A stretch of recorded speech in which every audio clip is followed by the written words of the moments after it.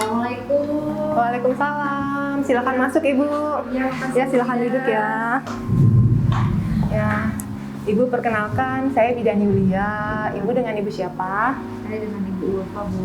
Oh, Ibu Ulfa. Iya, ada yang bisa dibantu Ibu Ulfa? Iya, Bu Bidan, saya mau KB, cuma masih bingung mau KB-nya apa aja. Soalnya kan KB katanya banyak ya. Cuma saya nggak tahu apa aja gitu gunanya. Oh iya. Pemakaiannya. Oh baik. Jadi Ibu Ulfa ini mau pakai KB, tapi masih bingung mau pakai KB apa, yang mana gitu ya. Sebelumnya Ibu Ulfa udah pernah menggunakan KB? Udah Bu, lagi pakai KB pil sih sekarang. Pakai pil. Iya. Ibu Ulfa anaknya berapa? Anaknya 1. Usianya? Umurnya 1 tahun 5 bulan. 1 tahun 5 bulan ya. Oh iya. Memang masih waktu yang sangat baik sih buat menjalankan kehamilan. Jadi begini Bu, alat kontrasepsi itu macam-macam jenisnya. Jadi ada KB suntik, ada implan, ada kondom, dan ada KDR. Terus keuntungan sama kekurangan dari KB yang tadi Bu Bidan jelasin tuh apa aja ya? Oh iya Bu, jadi memang macam-macam alat kontrasepsi yang saya sebutkan tadi itu ada keuntungan dan kekurangannya. Mulai dari KB suntik ya saya jelaskan. KB suntik itu ada 2 macam. Ada yang per 1 bulan dan ada yang per 3 bulan. Nah keuntungannya ini tidak mengganggu hubungan seksual dengan suami dan juga tidak perlu takut hamil. Nah kerugiannya kadang-kadang ada beberapa ibu-ibu yang mengalami flek-flek, kemudian peningkatan berat badan, penurunan berat badan. Kemudian jenis KB implan yang kedua ya Bu. KB implan ini keuntungannya dia itu kalau misalnya nanti sewaktu-waktu kapan dilepas, dan kalau dilepas kesuburannya bisa cepat kembali. Kemudian tidak menaikkan tekanan darah.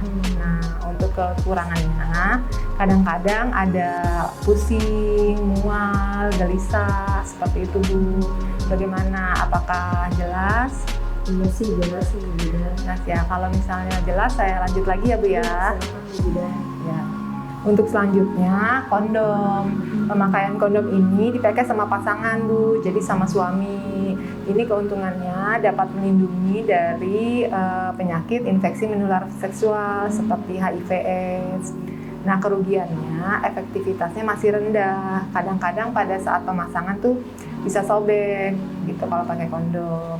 Selanjutnya yang terakhir adalah AKDR atau biasanya disebutnya IUD. Nah ini keuntungannya bisa dalam waktu jangka panjang, jadi bisa sampai 10 tahun gitu. Dia juga tidak ada efek hormonal. Nah kerugiannya itu atau efek sampingnya kadang-kadang pada awal pemasangan itu suka ada keluar pendarahan, haidnya tuh bisa tambah panjang atau jadi lebih lama. Seperti itu Bu, bagaimana? Apakah sudah jelas penjelasan dari saya? Iya, jelas sih Bu Bidan. Ada yang perlu dijelasin lagi? Cukup sih Bu Bidan, itu aja. Ya, alhamdulillah ya kalau memang sudah jelas. Nah, tapi saya boleh minta Ibu untuk mengulangi lagi apa yang sudah saya jelaskan secara singkat aja. Iya Bu Bidan, aku tahu nih sekarang jadinya kalau KB suntik ada 2 kan, KB yang 3 bulan sama yang 1 bulan. Keuntungannya itu dia cepet balik suburnya, sama kalau kekurangannya bisa naik sama turun berat badan. Gitu. Terus kalau implan keuntungannya ya memang lama jaraknya ya bisa 3-5 tahun. Kalau kekurangannya katanya bisa pusing sama gelisah, terus bisa peningkatan penurunan berat badan juga. Terus IUD atau spiral itu jangka panjang, itu bisa sampai 10 tahun. Kekurangannya darahnya lebih banyak sama lebih panjang ya masa menstruasinya. Yang satu lagi itu kondom yang Bu Bidan. Itu keuntungannya bisa mencegah terjadi penularan HIV/AIDS. Terus kekurangannya itu bisa cepat robek ya. Itu efektivitasnya rendah. Itu aja. Nah, jadi dari tadi yang penjelasan saya, apakah ada yang masih belum dipahami Bu?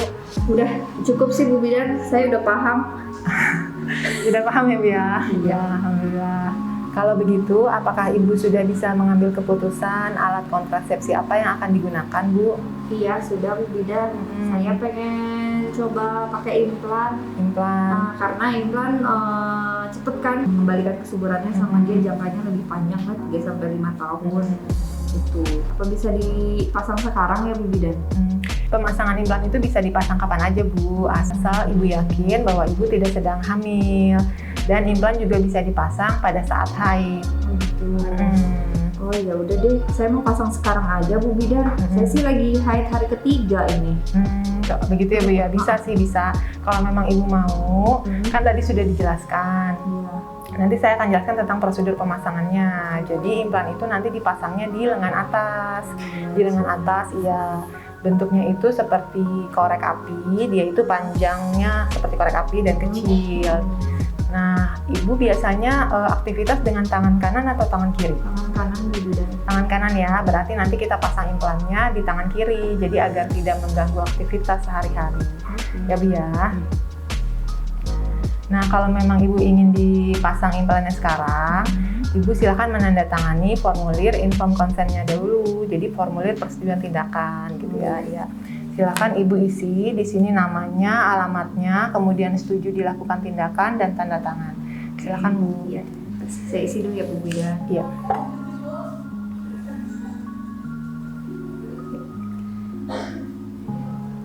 Sudah Bu? Selesai Bu. Oke.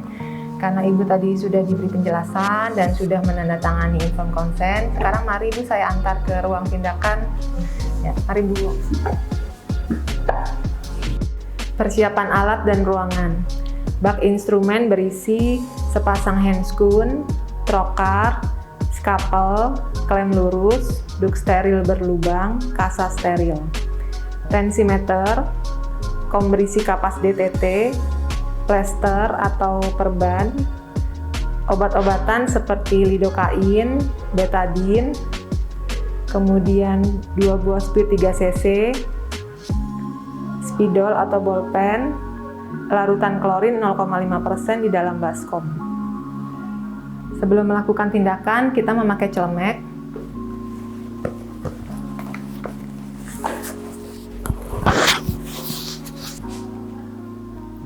Kemudian melakukan cuci tangan.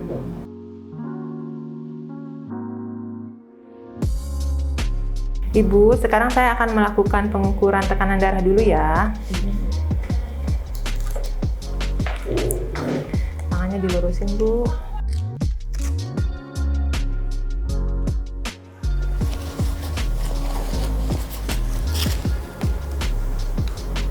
Tunggu sebentar ya, Bu. Hasilnya 106/69 tensinya, Bu. Bagus ya.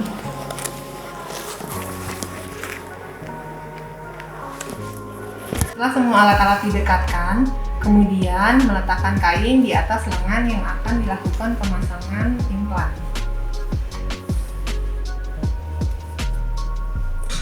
Kemudian menentukan tempat pemasangan di lengan 8 cm di atas siku. Kemudian memberi tanda tempat yang akan dilakukan pemasangan dengan menggunakan pola.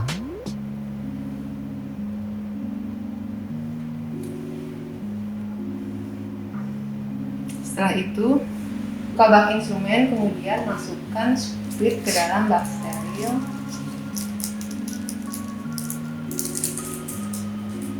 Kemudian betadine ke dalam kom steril.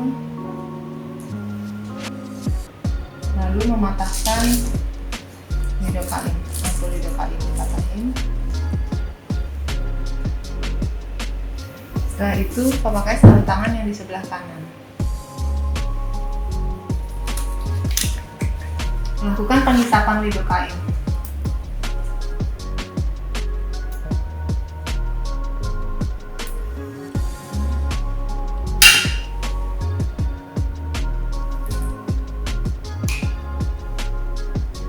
Kemudian lengkapi pemakaian sarung tangan dengan yang di sebelah kiri.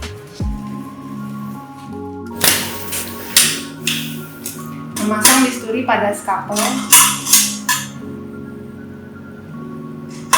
Setelah itu mengusap tempat yang akan dilakukan pemasangan dengan betadine dengan gerakan melingkar ke arah luar dengan luas 8-13 cm. Kemudian biarkan kering, lalu pasang duk steril.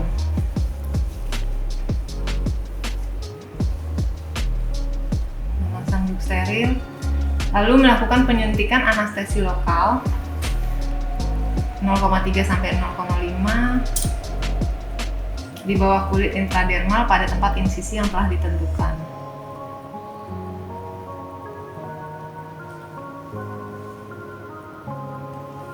Sampai kulit sedikit menggelembung, lalu suntik kembali pada tempat peletakan implan.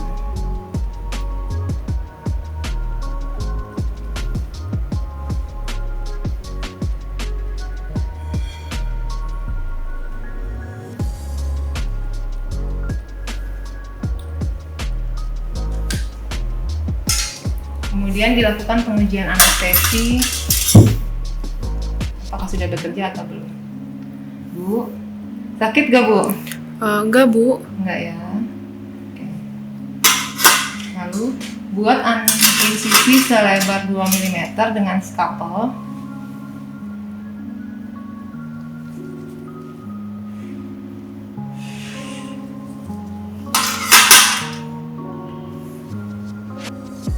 Kemudian masukkan trocar dan pendorongnya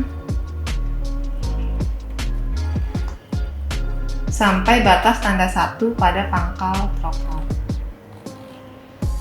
tepat berada di muka insisi.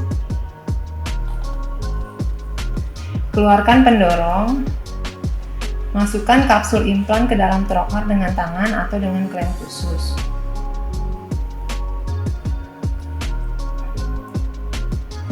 Kemudian masukkan kembali pendorong ke arah ujung trocar sampai ada tahanan.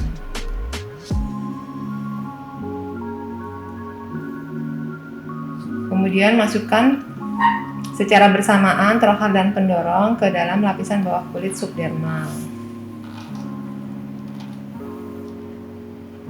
sampai batas tanda 2 pada trocar. Kemudian tahan pendorong dengan jari kiri dan tarik trocar ke arah luar sampai batas tanda 1 dengan jari kanan. Oke. Buka lagi pendorongnya, masukkan implan yang satu lagi.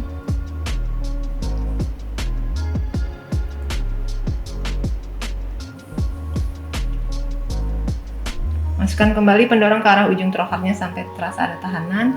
Kemudian secara bersamaan masukkan trocar dan pendorongnya ke lapisan bawah kulit sampai batas tanda 2 pada trocar. Kemudian tahan pendorong dengan jari kiri dan tarik trocar ke arah luar sampai batas tanda 1 dengan jari kanan.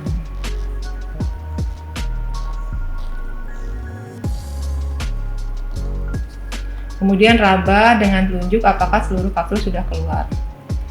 Ya, udah diraba kembali, pastikan seluruh kapsul sudah keluar dari trocar. Kemudian keluarkan trocar dan pendorongnya, letakkan pada bengkok. Kemudian ditekan pada tempat insisi dengan kasa untuk menghentikan perdarahan. Dekatkan ujung-ujung insisi dan ditutup dengan plester.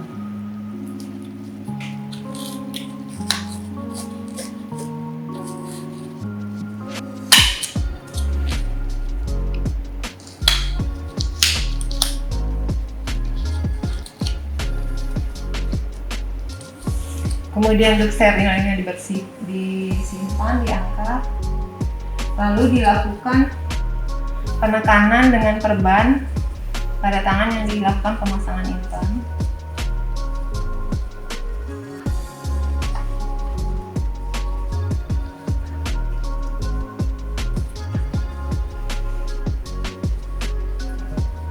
Setelah itu selesai, kemudian alasnya diangkat dari tangan, ditaruh di tempat kotor. Setelah itu bereskan alat-alat Ibu. Ini sudah dilakukan pemasangan implannya. Sebentar saya rapikan alat-alat dulu. Ya Bu. Ya Bu ya.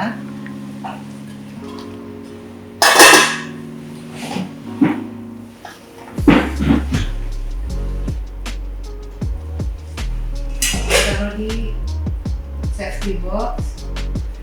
Alat ditaruh di larutan klorin, sampahnya ditaruh di tempat sampah. Ditaruh di larutan.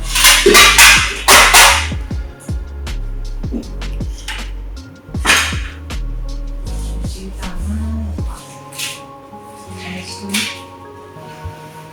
Kita melepas celemek, kemudian cuci tangan.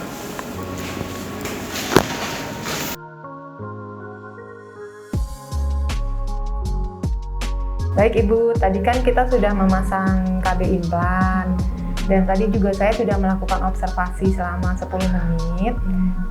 Pada luka insisinya itu tidak ada perdarahan dan juga tidak ada efek apapun. Nah, sekarang saya akan menjelaskan tentang perawatannya di rumah, ya. Jadi misalnya nanti ada bengkak atau terasa nyeri sedikit dalam beberapa hari, 1-2 hari itu nggak apa-apa, itu wajar. Kemudian nanti di rumah Ibu jaga lukanya jangan sampai basah dan jadi agar tetap kering. Jadi jangan sampai basah waktu mandi atau mencuci pakaian. Minimal 2 hari, 48 jam ya. Kemudian Ibu juga mesti menjaga perbannya, itu kan tadi diperban. Jadi jangan dibuka, minimal 48 jam juga. Oh iya. Ya, jangan dibuka. Ya gitu. Terus jangan sampai nanti ada benturan atau tekanan di daerah luka insisi ya Bu ya, dijaga. Tuh. Kemudian efek sampingnya kalau misalnya nanti Ibu ngerasa gelisah, mual, sakit kepala, kemudian haidnya kadang panjang, itu enggak apa-apa Bu, itu wajar. Biasanya sih ringan aja sih, nggak terlalu berat gitu ya. Kemudian kalau misalnya nanti ada demam, kemudian bengkak dan nyerinya yang panjang gitu lebih dari 3 hari, nah Ibu bisa kontrol kembali ke klinik gitu, takutnya ada infeksi atau apa. Tapi sih biasanya jarang banget sih Bu kalau Ibu bisa jaga kebersihan lukanya. Seperti itu. Ada yang mau ditanyakan Bu? Cukup jelas Bu Bidan. Terima kasih banyak ya Bu Bidan, saya pamit pulang dulu. Oh iya Bu, ya. Terima kasih banyak. Sama-sama.